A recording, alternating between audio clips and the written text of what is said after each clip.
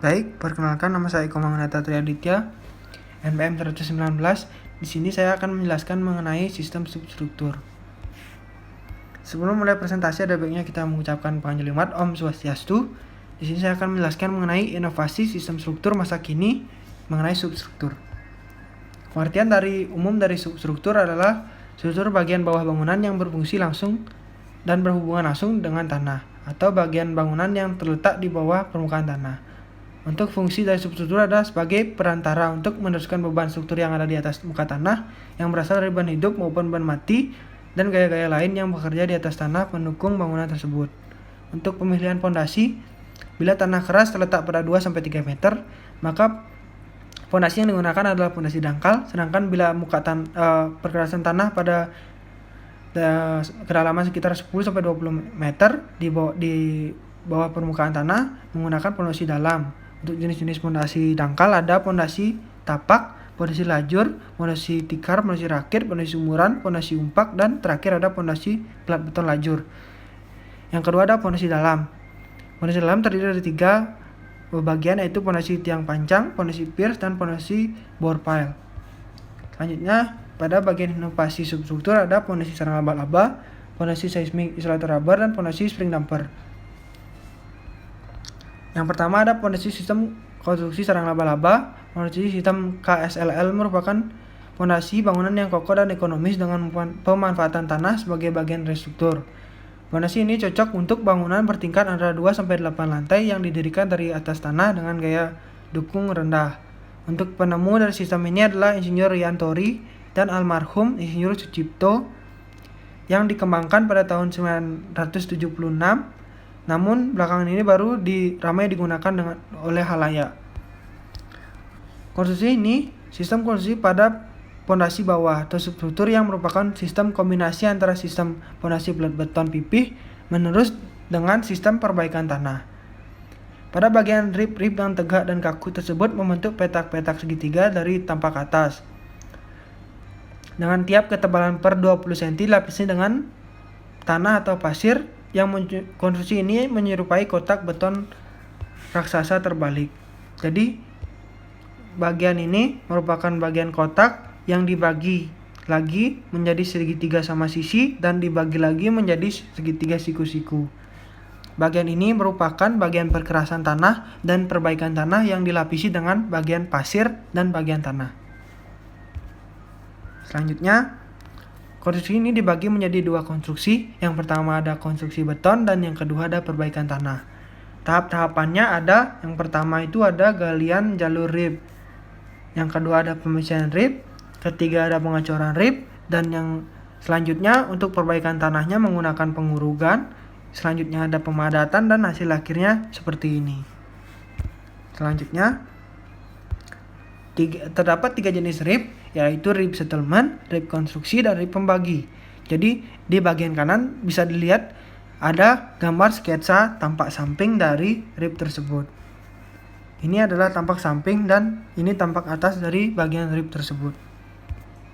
Selanjutnya untuk metode kerjanya terdapat 6 metode kerja, yaitu yang pertama ada pengerjaan pengukuran dan bau plank, yang kedua ada pekerjaan galian tanah, selanjutnya ada pekerjaan tahap 1 rib settlement dan selanjutnya ada yang keempat pekerjaan rib konstruksi, yang kelima ada pekerjaan timbunan, dan yang terakhir yang keenam ada pekerjaan lantai kerja dan plat KSLL. Untuk peralatan dan material yang digunakan bisa dilihat dalam slide. Oke, next untuk keunggulan dari sistem konstruksi sarang laba-laba ini mempunyai kekuatan Raichi atau jauh lebih tinggi dan bersifat monolit dibanding dengan sistem pondasi dangkal lainnya. Dan plat konstruksi sarang laba-laba ini desain berfungsi ganda untuk plat pondasi, safety tank, bak reservoir, lantai, dan pondasi tangga. Selanjutnya ada pondasi praktis dan dinding. Dan seterusnya, untuk yang kedua ada seismic isolation rubber. Seismic isolation base adalah suatu desain struktur bangunan yang memasang jenis isolator tertentu pada dasar bangunan untuk membatasi respons struktur bangunan ketika terjadi gempa. Berikut adalah gambar dari seismic isolation rubber tersebut. Bisa dilihat pada slide. Dan selanjutnya untuk kegunaannya memperbesar periode struktur sehingga gaya gempa pada bangunan menjadi lebih kecil. Selanjutnya ada bangunan lebih stabil, dan yang terakhir ada dapat mereduksi gaya geser pada dasar bangunan dengan dipengaruhi kekakuan efektif.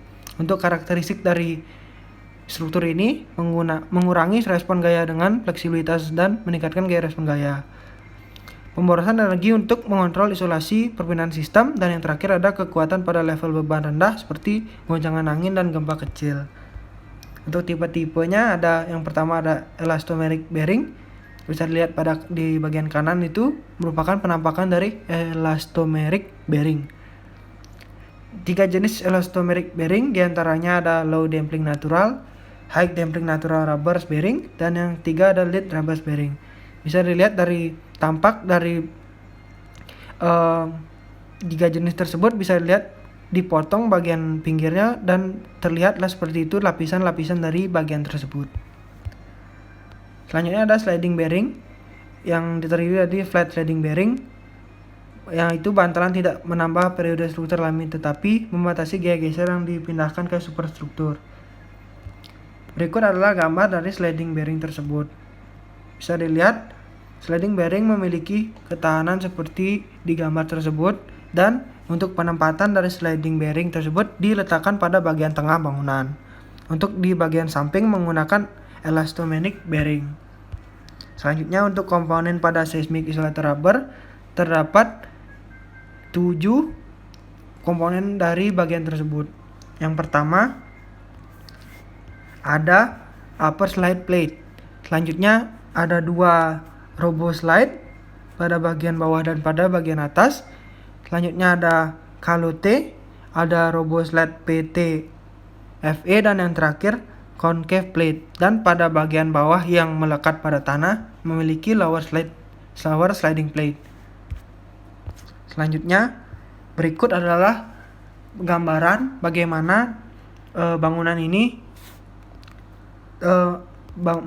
struktur ini jika terjadi gempa. Yang pertama ada automatic recentering. Jadi struktur ini bisa kembali ke lokasi atau kembali ke titik awalnya. Selanjutnya ada service conditionnya seperti ini dan seismic conditionnya seperti ini. Jika dibandingkan dengan bangunan konvensional atau struktur konvensional, bisa dilihat perbedaannya. Jika yang konvensional, bagian upper dan supernya yang bergerak, sedangkan bagian subnya diam. Melainkan jika menggunakan sistem ini, bagian subnya yang bergerak dan super dan uppernya tidak bergerak. Seperti itu. Selanjutnya, untuk keunggulan dalam penerapan sistem ini yaitu meminimalkan modifikasi atau penghancuran pada bangunan seperti bangunan tua atau bersejarah. Yang kedua ada menjaga fungsi bangunan agar tetap beroperasi setelah terjadi gempa. Yang ketiga dapat menjadi solusi paling ekonomis. Yang terakhir ada mengurangi kerugian ekonomis jangka panjang. Selanjutnya ada pondasi spring damper, yaitu pondasi mesin sederhana yang dilengkapi dengan pegas, yaitu shockbreaker motor yang berfungsi untuk meredam goncangan akibat getaran gempa bumi. Ide dari inovasi ini adalah meletakkan mesin sederhana berupa pegas di dalam fondasi untuk meredam goncangan. Fondasi yang dirancang diberi 4 pegas yang ditanam pada fondasi di bawah. Masing-masing tiang penyangga rumah bisa menahan goncangan yang diakibatkan oleh gempa bumi. Jadi berikut adalah gambaran dari bagaimana sistem tersebut dilaksanakan. Oke, selanjutnya fondasi spring damper ini diperuntukkan untuk bangunan sederhana dengan konstruksi atap yang terbuat dari baja. Pengujian struktur dari laboratorium telah menghasilkan hasil positif. Data grafik menunjukkan adanya perbedaan yang signifikan ketika menggunakan fondasi spring damper dibandingkan dengan fondasi pada umumnya. Jadi fondasi ini diperuntukkan untuk bangunan yang memiliki super dan upper yang ringan, untuk bangunan-bangunan sederhana. Untuk daftar pustaka dari presentasi ini bisa dilihat, dan sekian presentasi dari kelompok kami.